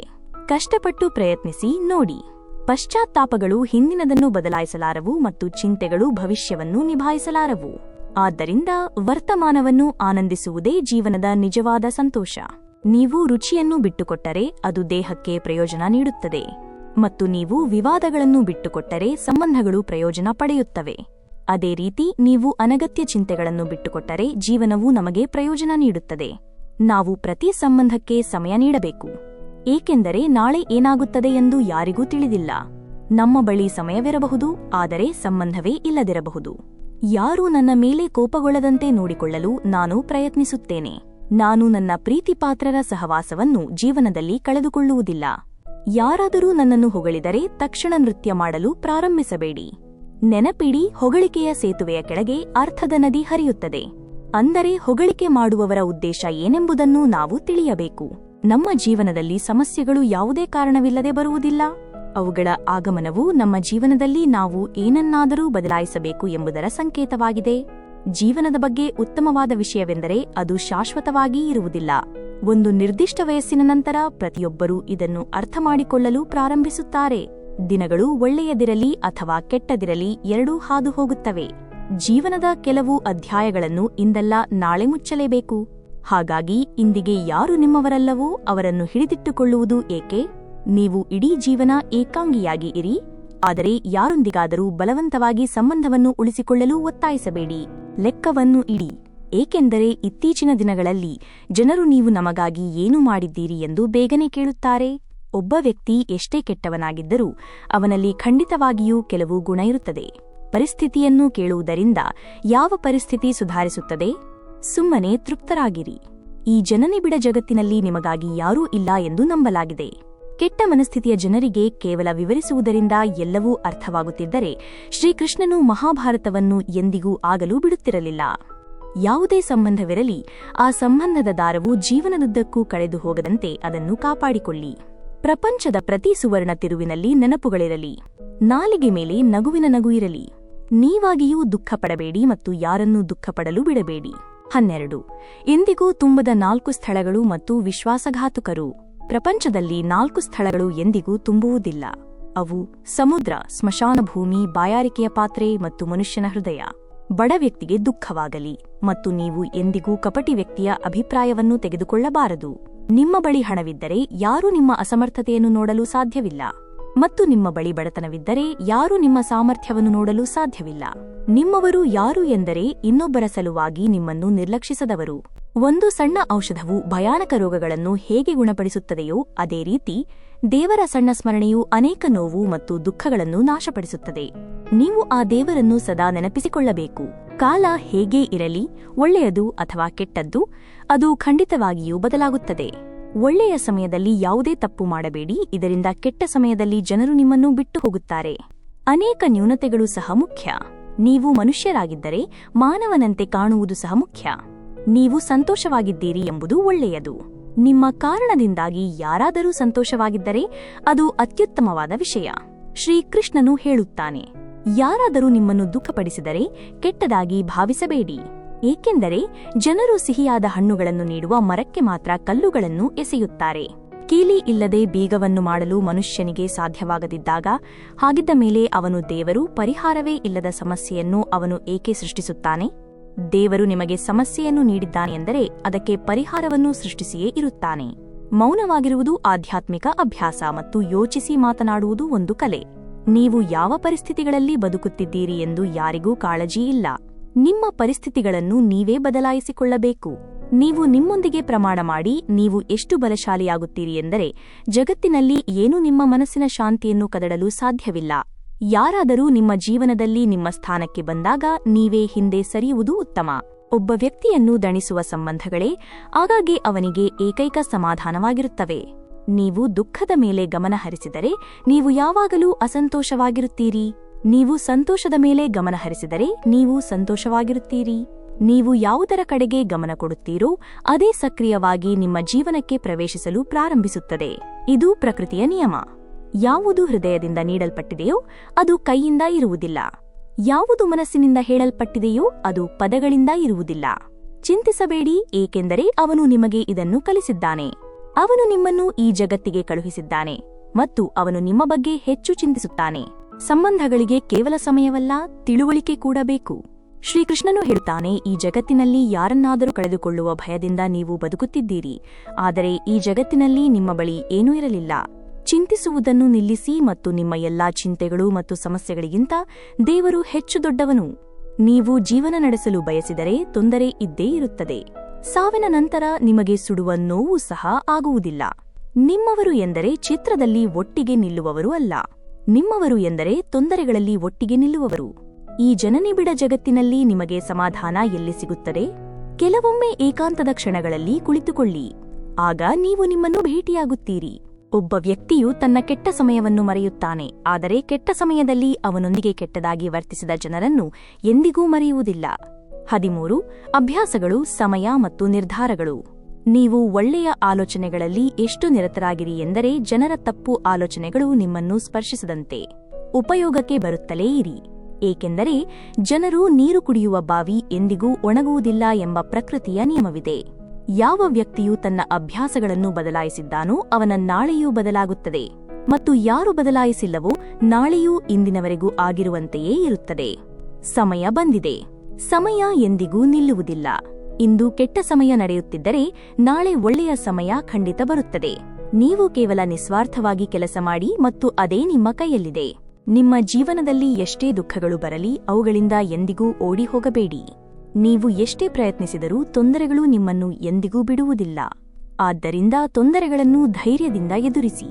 ನಮಗೆ ಸಮಯವಿಲ್ಲ ಎಂದು ಹೇಳುವ ಜನರು ಅವರ ಬಳಿ ಸಾಕಷ್ಟು ಸಮಯವಿದೆ, ಆದರೆ ಅವರು ಅದನ್ನು ನಿಮಗೆ ನೀಡುವುದಿಲ್ಲ.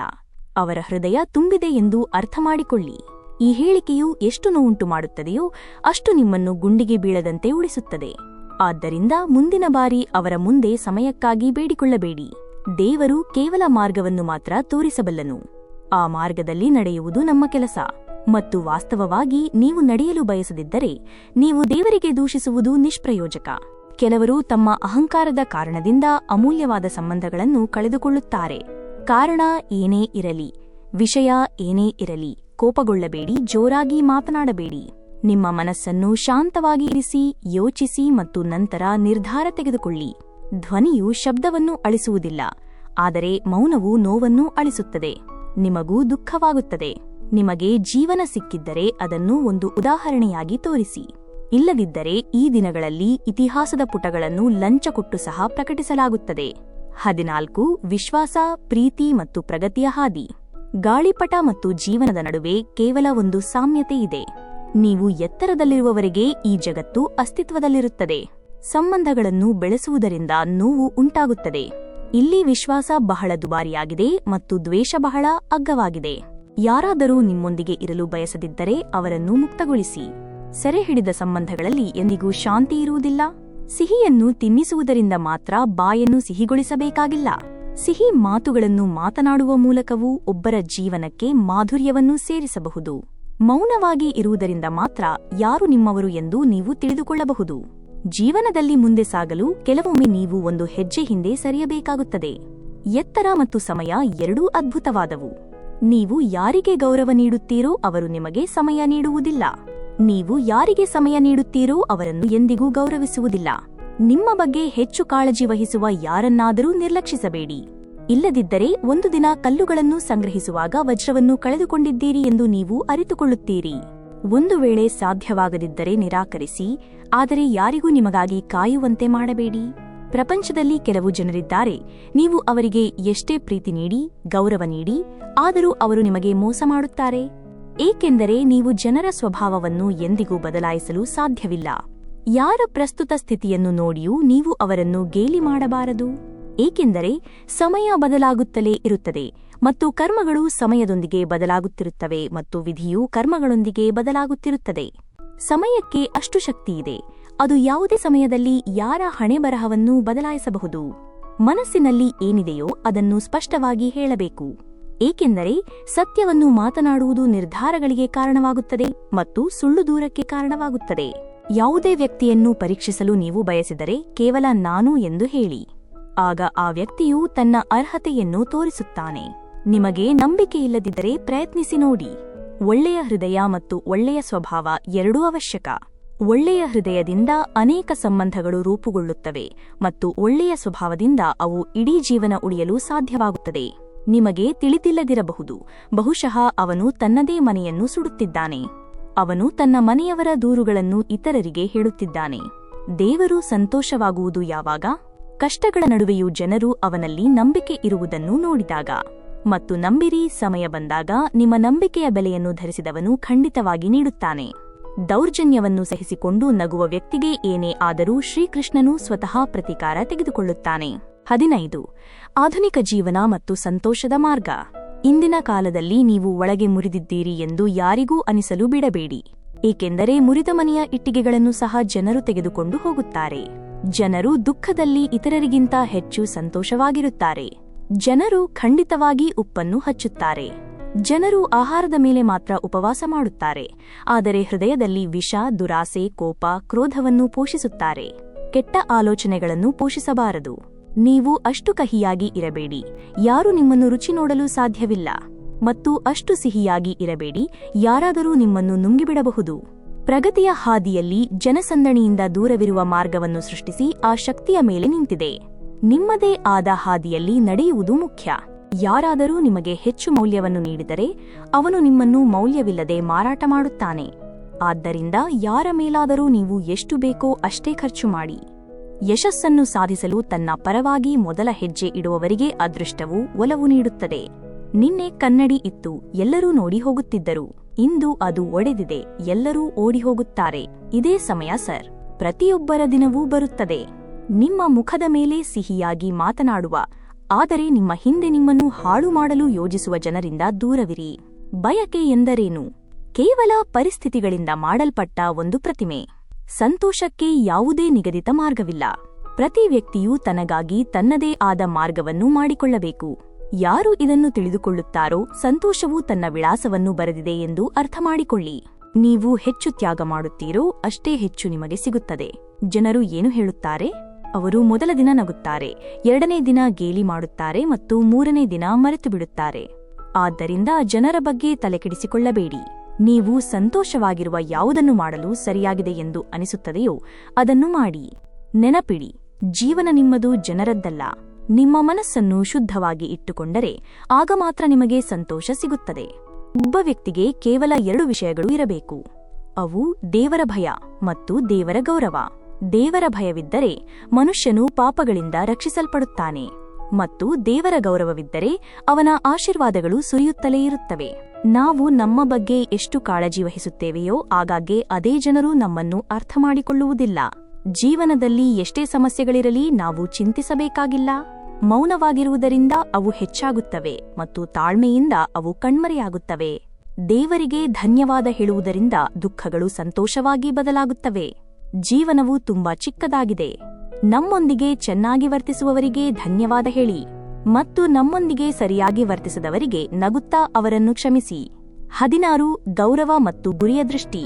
ಜನರು ನಮ್ಮನ್ನು ಏಕೆ ಗೌರವಿಸುವುದಿಲ್ಲ ಎಂದು ನಿಮಗೆ ತಿಳಿದಿದೆಯೇ? ಏಕೆಂದರೆ ನಾವು ಅವರಿಗಾಗಿ ಇದ್ದೇವೆ ಎಂದು ಅವರಿಗೆ ಅನಿಸುವಂತೆ ಮಾಡುತ್ತೇವೆ. ಆದ್ದರಿಂದ ಅವರು ಬಯಸಿದಾಗ ನಮ್ಮ ಲಾಭವನ್ನು ಪಡೆಯಬಹುದು ಎಂದು ಅವರಿಗೆ ಅನಿಸುತ್ತದೆ. ಅವರು ನಿಮ್ಮ ಇಚ್ಛೆಯಂತೆ ಎಲ್ಲವನ್ನೂ ಮಾಡಲು ನಿಮಗೆ ಸಾಧ್ಯವಾಗುತ್ತದೆ. ನಿಮಗೆ ಗೌರವ ಮತ್ತು ಆದರವನ್ನು ನೀಡುವವರೊಂದಿಗೆ ಇರಿ. ಅಂದರೆ ಜನಸಂದಣಿಯನ್ನು ಹೆಚ್ಚಿಸುವುದರಿಂದ ಯಾವುದೇ ಪ್ರಯೋಜನವಿಲ್ಲ. ನನ್ನ ಆಲೋಚನೆಯ ಶೈಲಿ ವಿಭಿನ್ನವಾಗಿದೆ. ಎಲ್ಲರೂ ಗಮ್ಯಸ್ಥಾನದ ಬಗ್ಗೆ ಆಸಕ್ತಿ ಹೊಂದಿದ್ದಾರೆ ಮತ್ತು ನಾನು ಸರಿಯಾದ ಹಾದಿಯ ಬಗ್ಗೆ ಆಸಕ್ತಿ ಹೊಂದಿದ್ದೇನೆ. ಈ ಜಗತ್ತು ಕೆಟ್ಟದ್ದಲ್ಲ, ಏಕೆಂದರೆ ಇಲ್ಲಿ ಕೆಟ್ಟ ಜನರು ಹೆಚ್ಚಿದ್ದಾರೆ. ಆದರೆ ಇಲ್ಲಿ ಒಳ್ಳೆಯ ಜನರು ಮೌನವಾಗಿದ್ದಾರೆ. ಅವರು ಹೇಳುತ್ತಾರೆ, ತಾಳ್ಮೆಯ ಫಲ ಸಿಹಿಯಾಗಿರುತ್ತದೆ. ಆದರೆ ತಾಳ್ಮೆಯನ್ನು ಮುರಿಯುವ ಆ ಫಲದ ಅರ್ಥವೇನು? ತಾಳ್ಮೆ ಮುರಿಯುವಷ್ಟು ಕಾಯಬೇಡಿ. ನಿಮ್ಮನ್ನು ನೀವು ನಂಬಿರಿ. ಪಕ್ಷಿಗಳಿಗೆ ಸಹ ಮೂಗುಗಳಿಲ್ಲ, ಆದರೂ ಅವು ತಮ್ಮ ಮಾರ್ಗವನ್ನು ಕಂಡುಕೊಳ್ಳುತ್ತವೆ. ಕೆಲವೊಮ್ಮೆ ನೀವು ಒಬ್ಬರೇ ಇದ್ದೀರಿ ಎಂದು ಯೋಚಿಸಿ ದುರ್ಬಲರಾಗಬೇಡಿ. ಬದಲಾಗಿ ನೀವೊಬ್ಬರೇ ಸಾಕು ಎಂದು ಯೋಚಿಸಿ ಯಾವಾಗಲೂ ದೃಢವಾಗಿ ನಿಲ್ಲಿ. ನೀವು ಸಂತೋಷವಾಗಿದ್ದೀರಾ ಅಥವಾ ಇಲ್ಲವೇ ಎಂದು ಜನರಿಗೆ ಕಾಳಜಿಯಿಲ್ಲ. ಅವರಿಗೆ ಮುಖ್ಯವಾದುದು ಏನೆಂದರೆ ನೀವು ಅವರನ್ನು ಸಂತೋಷವಾಗಿ ಇಡುತ್ತೀರಾ ಅಥವಾ ಇಲ್ಲವೇ. ನಿಮ್ಮ ಹಿಂದೆ ಮಾತನಾಡುವ ಜನರಿಗಿಂತ ನೀವು 2 ಹೆಜ್ಜೆ ಮುಂದಿದ್ದೀರಿ ಎಂದರ್ಥ. ನಮ್ಮ ಬಳಿ ಇರುವುದನ್ನು ನಾವು ಆನಂದಿಸಲು ಸಾಧ್ಯವಾಗುವುದು ಯಾವಾಗ? ನಮ್ಮ ಬಳಿ ಇಲ್ಲದಿರುವುದರ ಬಗ್ಗೆ ಚಿಂತಿಸುವುದನ್ನು ನಾವು ನಿಲ್ಲಿಸಿದಾಗ ಮಾತ್ರ. ಯಶಸ್ವಿಯಾಗಲು ಏಕಾಂಗಿಯಾಗಿ ಮುಂದುವರಿಯಿರಿ. ನೀವು ಯಶಸ್ವಿಯಾಗಲು ಪ್ರಾರಂಭಿಸಿದಾಗ ಜನರು ನಿಮ್ಮನ್ನು ಅನುಸರಿಸಲು ಪ್ರಾರಂಭಿಸುತ್ತಾರೆ ಎಂದು ತೋರುತ್ತದೆ.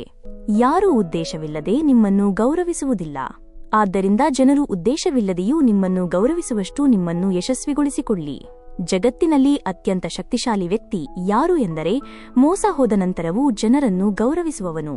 ನಮ್ಮ ಮನಸ್ಸು ದೇವನನ್ನು ನೆನಪಿಟ್ಟುಕೊಳ್ಳಲು ಪ್ರಾರಂಭಿಸಿ ಅವನಲ್ಲಿ ಆಸಕ್ತಿ ವಹಿಸಲು ಪ್ರಾರಂಭಿಸಿದ ದಿನ, ಆ ದಿನ ನಮ್ಮ ಸಮಸ್ಯೆಗಳು ನಮ್ಮಲ್ಲಿ ಆಸಕ್ತಿ ವಹಿಸುವುದನ್ನು ನಿಲ್ಲಿಸುತ್ತವೆ. ಎಲ್ಲರನ್ನೂ ಒಳ್ಳೆಯವರೆಂದು ಪರಿಗಣಿಸುವುದನ್ನು ನಿಲ್ಲಿಸಿ, ಏಕೆಂದರೆ ಒಳಗಡೆ ಅವರು ಹೊರಗಡೆ ಇರುವಂತೆಯೇ ಇರುವುದಿಲ್ಲ. ನಿಜವಾದ ಮಹಾನ್ ವ್ಯಕ್ತಿ ಯಾರು ಎಂದರೆ ಅವನನ್ನು ಭೇಟಿಯಾದ ನಂತರ ಯಾರಿಗೂ ಚಿಕ್ಕವರೆಂದು ಅನಿಸಬಾರದು. ನೀವು ಒಬ್ಬ ವ್ಯಕ್ತಿಯನ್ನು ಗುರುತಿಸಲು ಬಯಸಿದರೆ ನೋಟದಿಂದಲ್ಲ, ಆದರೆ ಅವನ ಪಾತ್ರದಿಂದ ಗುರುತಿಸಿ. ಏಕೆಂದರೆ ಚಿನ್ನವನ್ನು ಆಗಾಗ್ಗೆ ಕಬ್ಬಿಣದ ಸುರಕ್ಷಿತ ಪೆಟ್ಟಿಗೆಯಲ್ಲಿ ಇಡಲಾಗುತ್ತದೆ. ಒಬ್ಬ ವ್ಯಕ್ತಿಯು ನಿಮ್ಮನ್ನು ಟೀಕಿಸಲು ಮಾತ್ರ ಸಾಧ್ಯ. ಟೀಕಿಸುವ ಹಕ್ಕು ಹಾಗೂ ಸಹಾಯ ಮಾಡುವ ಹಕ್ಕು ಇರುವವನು ಮಾತ್ರ ಟೀಕಿಸಬೇಕು. ನೋವಾದಾಗ ಕಣ್ಣೀರು ಬರಬಹುದು, ಆದರೆ ಯಾರಿಗೂ ನೋವುಂಟು ಮಾಡಲು ಹೊರಡಬಾರದು. ತಮ್ಮವರು ಹಿಂತಿರುಗಿ ತಮ್ಮ ಮನೆಗೆ ಬರುತ್ತಾರೆ. ಇಂದಿನ ಕಾಲದಲ್ಲಿ ಯಾರೂ ತಮ್ಮವರಲ್ಲ, ಜನರು ತಮ್ಮವರು ಆಗಿರುತ್ತಾರೆ. ಅಲ್ಲಿಯವರೆಗೆ ಅವರಿಗೆ ಕೆಲವು ಸ್ವಾರ್ಥ ಆಸಕ್ತಿ ಇರುತ್ತದೆ. ನಿಮ್ಮ ಉಪಸ್ಥಿತಿ ಅಥವಾ ಅನುಪಸ್ಥಿತಿ ಸಮಾನವಾದಾಗ ನೀವು ಇಲ್ಲದಿರುವುದೇ ಉತ್ತಮ. ಯಾರಿಗಾದರೂ ಏನನ್ನಾದರೂ ಹೇಳುವ ಮೊದಲು ಅದೇ ಪದಗಳನ್ನು ನಿಮಗೆ ಹೇಳಿದರೆ ನಿಮಗೆ ಹೇಗೆ ಅನಿಸುತ್ತದೆ ಎಂದು ಒಮ್ಮೆ ಯೋಚಿಸಿ. ನಿಮಗೆ ಯಾರೂ ಇಲ್ಲದಿದ್ದರೆ ಆಗ ಆಕಾಶದ ಕಡೆಗೆ ನೋಡಿ. ಅಲ್ಲಿರುವುದು ಯಾವಾಗಲೂ ನಿಮ್ಮದಾಗಿತ್ತು ಮತ್ತು ಯಾವಾಗಲೂ ನಿಮ್ಮದೇ ಆಗಿರುತ್ತದೆ. ಒಂದು ವೇಳೆ ಶತ್ರುವಿಗೆ ಸಹಾಯ ಮಾಡಬೇಕಾದರೆ ಅದನ್ನು ತಪ್ಪಿಸಿಕೊಳ್ಳಬೇಡಿ. ನಾವು ದಯೆಯ ಹೃದಯದ ಜನರು. ಸೇಡು ತೀರಿಸಿಕೊಳ್ಳುವುದು ತಮ್ಮ ಗುರಿಯನ್ನು ತಿಳಿದಿರುವವರ ಕೆಲಸ. ಅವರು ಜನರು ಏನು ಹೇಳುತ್ತಾರೆ ಎಂಬುದರ ಬಗ್ಗೆ ಹೆಚ್ಚು ಗಮನ ಕೊಡುವುದಿಲ್ಲ ಮತ್ತು ತಮ್ಮ ಕೆಲಸದಲ್ಲಿ ನಿರಂತರವಾಗಿ ತೊಡಗಿರುತ್ತಾರೆ ಮತ್ತು ತಮ್ಮ ಗುರಿಗಳನ್ನು ಸಾಧಿಸುತ್ತಾರೆ. ಆದರೆ ಇತರರಿಂದ ಪ್ರಭಾವಿತರಾಗುವವರು ಇತರರಿಗೆ ಮಾತ್ರವಲ್ಲ, ತಮಗೂ ಹಾನಿ ಮಾಡುತ್ತಾರೆ. 17 ಸಾಧ್ಯತೆಯ ಸೀಮಿತತೆ. ಕಥೆ. ಒಂದು ಹಳ್ಳಿಯಲ್ಲಿ ಇಬ್ಬರು ಮಕ್ಕಳು ಸ್ನೇಹಿತರಾದರು. ಒಬ್ಬ ಮಗುವಿಗೆ 8 ವರ್ಷ ವಯಸ್ಸಾಗಿತ್ತು ಮತ್ತು ಇನ್ನೊಬ್ಬ ಮಗುವಿಗೆ 10 ವರ್ಷ ವಯಸ್ಸಾಗಿತ್ತು. ಇಬ್ಬರು ಮಕ್ಕಳ ಸ್ನೇಹ ದಿನದಿಂದ ದಿನಕ್ಕೆ ಗಟ್ಟಿಯಾಗುತ್ತಿತ್ತು. ಅವರಿಬ್ಬರೂ ಒಟ್ಟಿಗೆ ಶಾಲೆಗೆ ಹೋಗುತ್ತಿದ್ದರು ಮತ್ತು ಆಟವಾಡಲು ಹೋಗುತ್ತಿದ್ದರು. ಒಂದು ದಿನ ಇಬ್ಬರು ಮಕ್ಕಳು ಚೆಂಡಿನೊಂದಿಗೆ ಆಟವಾಡುತ್ತಿದ್ದರು. ಆಟವಾಡುವಾಗ ಅವರು ಹಳ್ಳಿಯಿಂದ ದೂರ ಹೋಗಿ ನಿರ್ಜನ ಪ್ರದೇಶವನ್ನು ತಲುಪಿದರು. ಆ ಹಳ್ಳಿಯ ಹೊರಗೆ ಒಂದು ಹಳೆಯ ಬಾವಿ ಇತ್ತು. ಅದು ಒಣಗಿ ಹೋಗಿತ್ತು ಮತ್ತು ಅವರ ಚೆಂಡು ಆ ಹಳೆಯ ಬಾವಿಗೆ ಬಿದ್ದಿತ್ತು. ಈಗ 10 ವರ್ಷದ ಮಗು ನಾನು ಚೆಂಡನ್ನು ಹೊರತೆಗೆಯುತ್ತೇನೆ ಎಂದು ಹೇಳಿತು ಮತ್ತು ಈ ಆತುರದಲ್ಲಿ ಅದು ಬಾವಿಗೆ ಬಿದ್ದಿತು. ಚೆಂಡು ಹೊರಬರಲಿಲ್ಲ, ಆದರೆ ಮಗು ಸಹ ಬಾವಿಗೆ ಹೋಯಿತು. ಈಗ ಹೊರಗೆ ನಿಂತಿದ್ದ ಚಿಕ್ಕ ಮಗು ಹೆದರಿತು. ಮುಂದೆ ಏನಾಗುತ್ತದೆ ಎಂದು ಯೋಚಿಸಿತು. ಕುಟುಂಬದವರು ನನ್ನನ್ನು ತುಂಬಾ ಹೊಡೆಯುತ್ತಾರೆ, ಬೈಯುತ್ತಾರೆ. ಅವನ ಪ್ರಾಣ ಕಳೆದು ಹೋಗುತ್ತದೆ. ಅವನು ತಪ್ಪಿಸಿಕೊಳ್ಳಲು ಸಾಧ್ಯವಾಗುವುದಿಲ್ಲ. ಇಂತಹ ಅನೇಕ ನಕಾರಾತ್ಮಕ ಆಲೋಚನೆಗಳು ಅವನ ಮನಸ್ಸಿನಲ್ಲಿ ಬರುತ್ತಿದ್ದವು. ಒಳಗಿನ ಮಗು ರಕ್ಷಿಸಿ ರಕ್ಷಿಸಿ ಎಂದು ಕೂಗುತ್ತಿತ್ತು ಮತ್ತು ಇಲ್ಲಿ ಹೊರಗೆ ನಿಂತಿದ್ದ ಮಗು ರಕ್ಷಿಸಿ ರಕ್ಷಿಸಿ ಎಂದು ಕೂಗುತ್ತಿತ್ತು. ಆದರೆ ಅದು ನಿರ್ಜನ ಪ್ರದೇಶವಾಗಿದ್ದರಿಂದ ಅವರ ಧ್ವನಿಯನ್ನು ಯಾರೂ ಕೇಳುತ್ತಿರಲಿಲ್ಲ. ದೂರದಲ್ಲಿಯೂ ಯಾರೂ ಕಾಣಿಸುತ್ತಿರಲಿಲ್ಲ. ಚಿಕ್ಕ ಮಗು ಓಡಿ ಹೋಗಿ ಇಲ್ಲಿ ಮತ್ತು ಅಲ್ಲಿ ನೋಡಿತು, ಆದರೆ ಯಾರೂ ಕಾಣಿಸಲಿಲ್ಲ. ಈಗ ಒಳಗಿನ ಮಗುವಿನ ಗಂಟಲು ಕೂಗುವುದರಿಂದ ಒಣಗುತ್ತಿತ್ತು ಮತ್ತು ಯಾವುದೇ ಶಬ್ದ ಹೊರಬರುತ್ತಿರಲಿಲ್ಲ. ಅದು ಜೋರಾಗಿ ಉಸಿರಾಡುತ್ತಿತ್ತು ಮತ್ತು ಹತ್ತಿರದಲ್ಲಿ ನೀರು ಸಹ ಲಭ್ಯವಿರಲಿಲ್ಲ. ಏನು ಮಾಡಬೇಕೆಂದು ಅವನಿಗೆ ಅರ್ಥವಾಗುತ್ತಿರಲಿಲ್ಲ. ನಂತರ ಅವನು ದೂರದ ಪೊದೆಯ ಬಳಿ ಒಂದು ಹಗ್ಗ ಮತ್ತು ಬಕೆಟ್ ಅನ್ನು ನೋಡಿದನು. ಮಗು ಓಡಿ ಹೋಗಿ ಅದನ್ನು ತಂದಿತು. ಅವನು ಬಕೆಟ್ ಅನ್ನು ಹಗ್ಗದಿಂದ ಕಟ್ಟಿ ಹಗ್ಗವನ್ನು ಕೆಳಗೆ ಇಳಿಸಿದನು.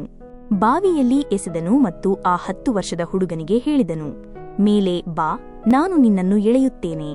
ಒಳಗೆ ಮಲಗಿದ್ದ ಹುಡುಗನು ಹೇಳಿದನು, ನೀನು ಹುಚ್ಚನಾಗಿದ್ದೀಯಾ? ನೀನೂ ಸಹ ಬೀಳುತ್ತೀಯಾ? ನೀನು ನನ್ನನ್ನು ಎಳೆಯಲು ಸಾಧ್ಯವಿಲ್ಲ, ಇದು ಅಸಾಧ್ಯ. ಅವನು, ಇಲ್ಲ, ನಾನು ಮಾಡುತ್ತೇನೆ. ಬಕೆಟ್ ಅನ್ನು ಹಿಡಿದು ಮೇಲೆ ಬಾ ಎಂದು ಹೇಳಿದ. ಆ 8 ವರ್ಷದ ಮಗು ತನ್ನ ಪೂರ್ತಿ ಪ್ರಯತ್ನ ಮಾಡಿತು. ಅವನ ಗಂಟಲು ಒಣಗಿತ್ತು. ಅವನಿಗೆ ಬಾಯಾರಿಕೆಯಾಗುತ್ತಿತ್ತು. ಪರಿಸ್ಥಿತಿ ಹದಗೆಟ್ಟಿತ್ತು. ಆದರೆ ಹಾಗಿದ್ದರೂ ಅವನು ತನ್ನ ಪೂರ್ತಿ ಶಕ್ತಿಯಿಂದ ಹಗ್ಗವನ್ನು ಎಳೆದನು ಮತ್ತು ಆ 10 ವರ್ಷದ ಹುಡುಗನನ್ನು ಹೊರಗೆ ಎಸೆದನು. ಈಗ ರಾತ್ರಿಯಾಗಿತ್ತು. ಆ ಮಗು ಹೊರಟು ಹೋದಾಗ ಈಗ ಇಬ್ಬರು ಮಕ್ಕಳು ಹಳ್ಳಿಯ ಕಡೆಗೆ ಹೋಗುತ್ತಿದ್ದರು. ಅವರಿಬ್ಬರೂ ಹಳ್ಳಿಗೆ ತಲುಪಿದಾಗ ಜನಸಂದಣಿ ಸೇರಿತ್ತು.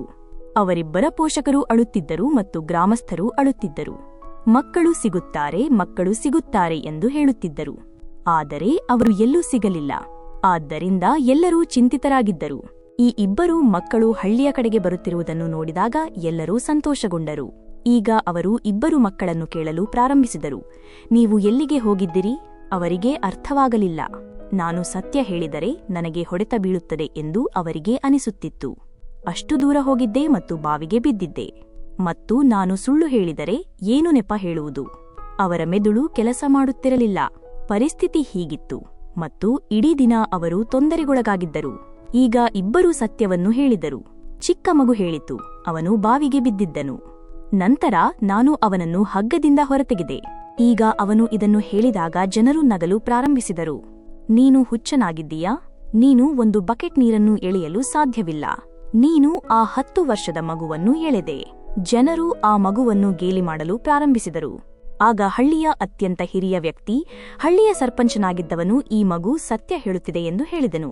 10 ವರ್ಷದ ಮಗುವನ್ನು ವಾಸ್ತವವಾಗಿ ಎಳೆದು ಹೊರಗೆ ಎಸೆಯಲಾಗಿದೆ. ಈಗ ಇದಕ್ಕೆ 2 ಕಾರಣಗಳಿವೆ. ಮೊದಲನೆಯ ವಿಷಯ ಏನೆಂದರೆ ಅವನಿಗೆ ಬೇರೆ ಯಾವುದೇ ಆಯ್ಕೆ ಇರಲಿಲ್ಲ. ಅವನು ಅದನ್ನು ಹೊರತೆಗೆಯದಿದ್ದರೆ ಅವನು ಸಾಯುತ್ತಾನೆ ಎಂದು ಅವನಿಗೆ ತಿಳಿದಿತ್ತು. ಮತ್ತು ಎರಡನೆಯದಾಗಿ ಅವನ ಸುತ್ತಲೂ ಇದು ಸಾಧ್ಯವಿಲ್ಲ ಎಂದು ಹೇಳಲು ಯಾರೂ ಇರಲಿಲ್ಲ. ಆದ್ದರಿಂದ ಈ ಮಗು ಸತ್ಯ ಹೇಳುತ್ತಿದೆ. ನೀವು ಜೀವನದಲ್ಲಿ ಯಶಸ್ಸನ್ನು ಸಾಧಿಸಲು ಬಯಸಿದರೆ ಈ ವಿಷಯವನ್ನು ನೆನಪಿಡಿ. ಮೊದಲನೆಯದು, ನಿಮಗೆ ಬೇರೆ ಆಯ್ಕೆ ಉಳಿದಿಲ್ಲ. ನೀವು ಆ ಕೆಲಸವನ್ನು ಮಾಡಿ ತೋರಿಸಬೇಕು. ಮತ್ತು ಎರಡನೆಯದು, ನಿಮ್ಮ ಸುತ್ತಮುತ್ತಲಿನ ಜನರು ನೀವು ಅದನ್ನು ಮಾಡಲು ಸಾಧ್ಯವಿಲ್ಲ ಎಂದು ಹೇಳಿದಾಗ ಕಿವುಡರಾಗಿ ಅವರ ಮಾತುಗಳನ್ನು ಕೇಳಬೇಡಿ. ಏನಾದರೂ ಮಾಡಿ ತೋರಿಸಿ. ಜಗತ್ತು ನಿಮ್ಮಂತೆ ಮಾಡಲು ಬಯಸುತ್ತದೆ ಗೆಳೆಯರೇ. ಸ್ನೇಹಿತರೆ, ಶ್ರೀಕೃಷ್ಣನ ಈ ಅಮೋಘ ಸಂದೇಶಗಳು ನಮ್ಮ ಜೀವನದ ಪ್ರತಿ ಹೆಜ್ಜೆಯಲ್ಲೂ ದಾರಿದೀಪವಾಗಲಿವೆ.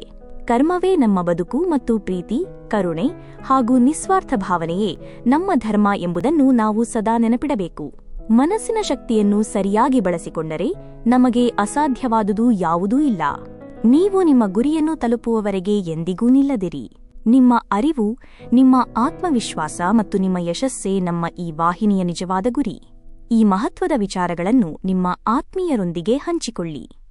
ನೀವು ಇನ್ನೂ ನಮ್ಮ ಕನ್ನಡ ವಿಚಾರಧಾರೆಗಳು ವಾಹಿನಿಗೆ ಚಂದಾದಾರರಾಗಿಲ್ಲದಿದ್ದರೆ ದಯವಿಟ್ಟು ಚಂದಾದಾರರಾಗಿ. ನಿಮ್ಮ ಅಮೂಲ್ಯ ಅಭಿಪ್ರಾಯಗಳನ್ನು ಕಾಮೆಂಟ್ವಿದಲ್ಲಿ ನಮಗೆ ತಿಳಿಸಿ. ನಿಮ್ಮ ಜೀವನ ಸದಾ ಬೆಳಕಿನಿಂದ, ಶಾಂತಿಯಿಂದ ಮತ್ತು ಯಶಸ್ಸಿನಿಂದ ತುಂಬಿರಲಿ. ಧನ್ಯವಾದಗಳು.